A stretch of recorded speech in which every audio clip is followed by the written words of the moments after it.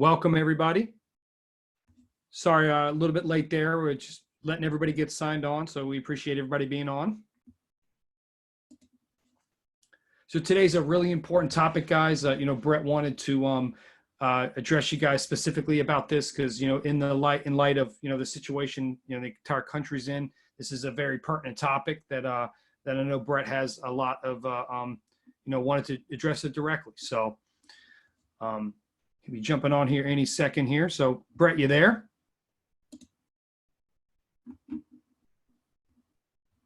Yeah, you got me? I got you. Excellent. There we go. Awesome. So Brett, like I was saying, today's about the ACH rejects that we're certainly anticipating. So with that being said, please feel free. The floor is yours.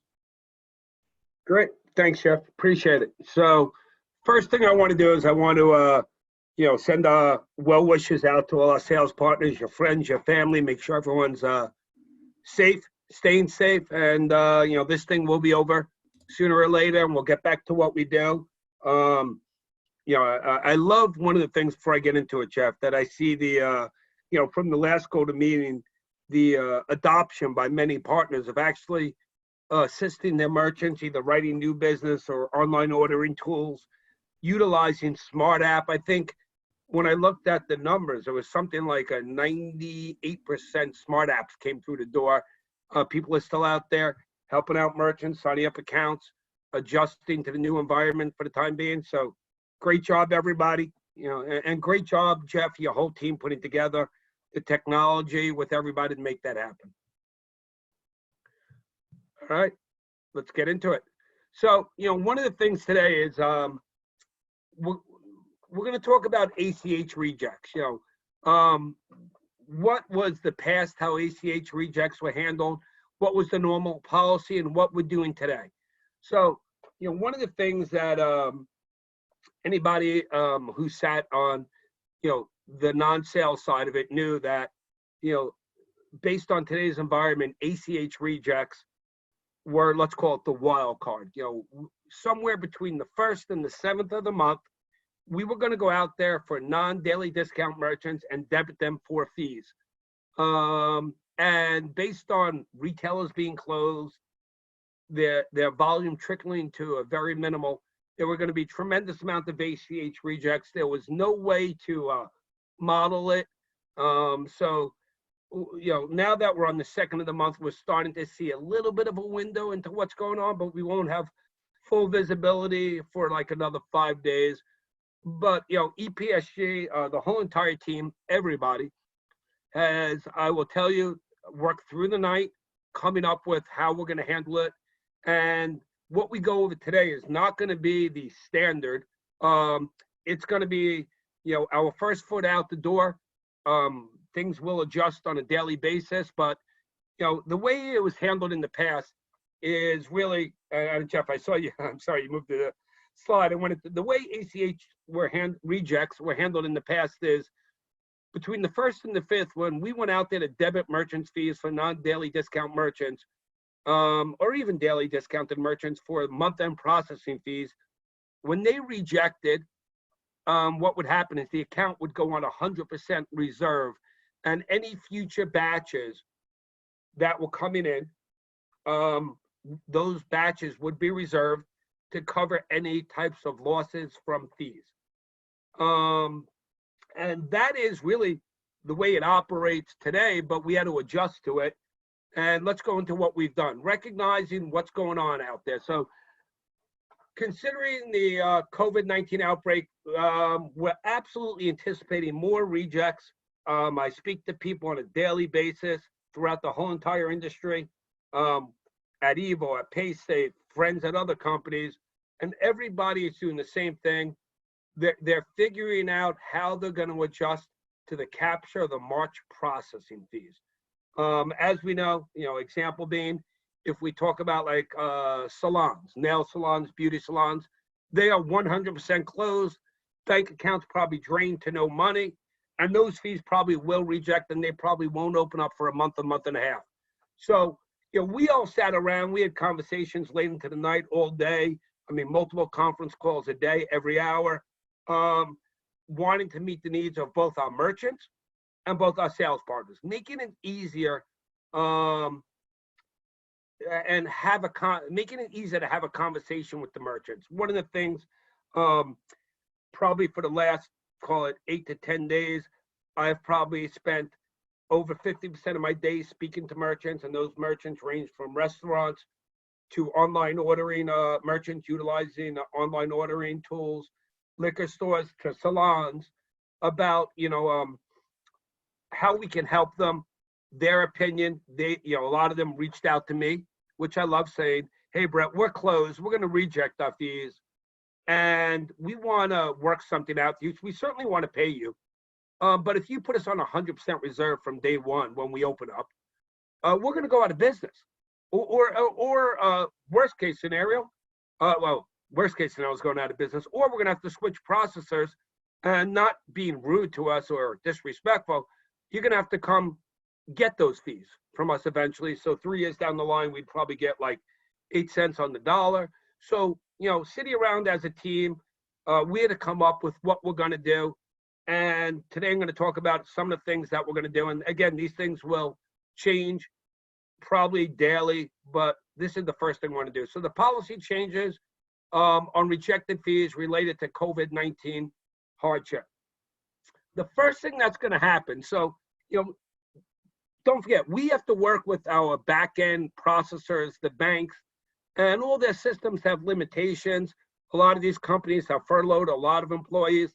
And again, they're dealing with this on, not with just 10 or 15,000 merchants, but on 300,000 merchants. So their bandwidth is very limited. So a lot of the time is spent speaking to them and, what are the expectations? When we want to do something, what type of support do we have there? So basically, what's going to happen is initially, just like before, the merchants are going to automatically go on 100% reserve. 100% reserve every merchant. There was no way to change that. There was no way to get coding done. All systems are designed that way, and it's a manual process after the fact. And what's going to happen is every morning for the next 7 to 10 days, first one came in today, EPSG will receive a file of the merchants that rejected. We're talking, but I want to be clear. Today we're talking about merchants that rejected for month-end fees. We're not talking about things like chargebacks. We're talking about month-end fees. And what we decided to do is, based on if that merchant qualifies, and hopefully we have a very retail low-risk portfolio, so it should be the vast majority of them, we're going to automatically go through those accounts, look at have they ever rejected before, is there future delivery, whatever, and we're going to say, okay, these merchants right now qualify to be moved from 100% reserve to 50% reserve. Now, let me explain that. The biggest conversation I had with merchant sales partners was, and really when I bring it back to the merchant, was, I love the service you provided. I absolutely have paid every bill in my life. But if you put me on 100% reserve right now, I'm going to go out of business. And we understand that. So we said, okay, what is the number that EPSG can finance? And I want to be clear, we run a business here too. The rejects, which again, there's no way to project what they are. Are they 100,000? Are they $500,000? Are they more? We don't know yet. We are financing this. When a reject occurs right now, we have to pay our banks and our acquirers that money up front. So if we reject $1, we have to pay them the dollar. So when we talk about financing the merchant, EPSG has chosen to wait for our money. So we said, great. If they qualify, hopefully the vast majority, we're going to put them on 50% reserve and then capture that money over a period of time from their future batches, still allowing them to have money flow through. Some merchants won't qualify. And at the same point, knowing that we have a good portfolio, maybe 50%, maybe is a little rich for some merchants, not all, but for some. And as a sales partner, if you feel it's, it should be lower, or can it be lower? One of the things we're going to ask you to do is to email the risk at GoEPSG email, goepsg.com email. We're going to, in the subject line, put reduce split. reduced hold, excuse me, and the merchant number, little explanation. And from there, our teams will work it and get back to you. One of the things we're going to ask you is please follow the procedures of just emailing risk@goepsg.com. There's no need to CC other teams, other people. Everybody is working.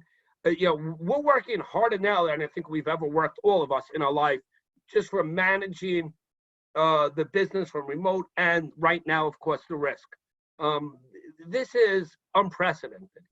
Speaking to people who've been doing this for 30 years, who've modeled it out, there's never been a situation, as we all know, where all retail, for the most part, came to a stop.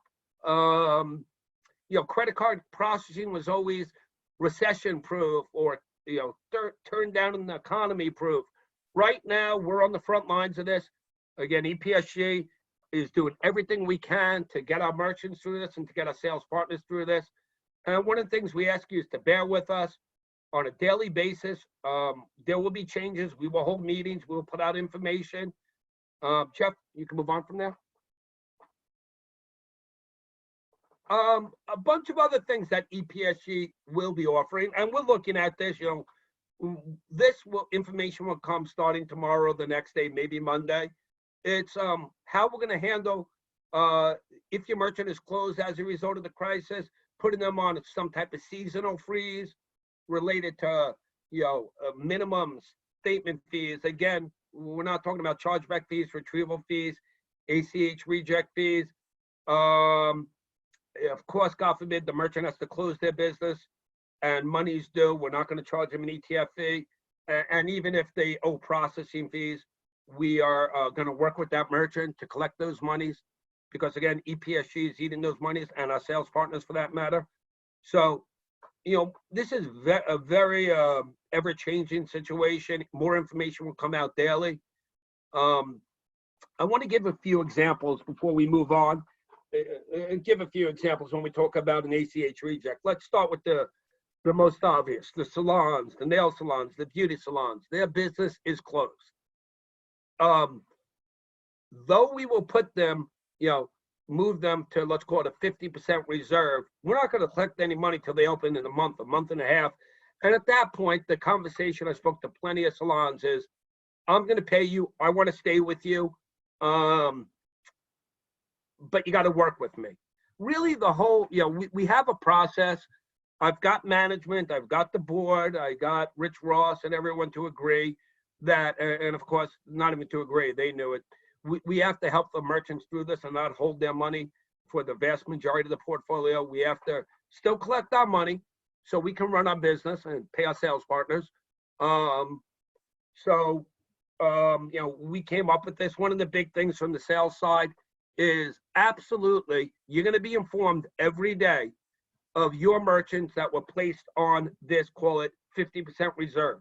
It is absolutely the time to reach out to your merchant and have a conversation saying, hey, we're here to work with you. We want to help you through the situation. Your fees did reject, and this is what we're doing for you. And use it as an opportunity to show the merchants how much we appreciate them and care for them. And, together we'll get through this. Again, some merchants may need a lower split. There's the process by emailing risk@goepsg.com. Again, this is the beginning, the first conversation we're all having. Information will come out daily on how we're going to handle things.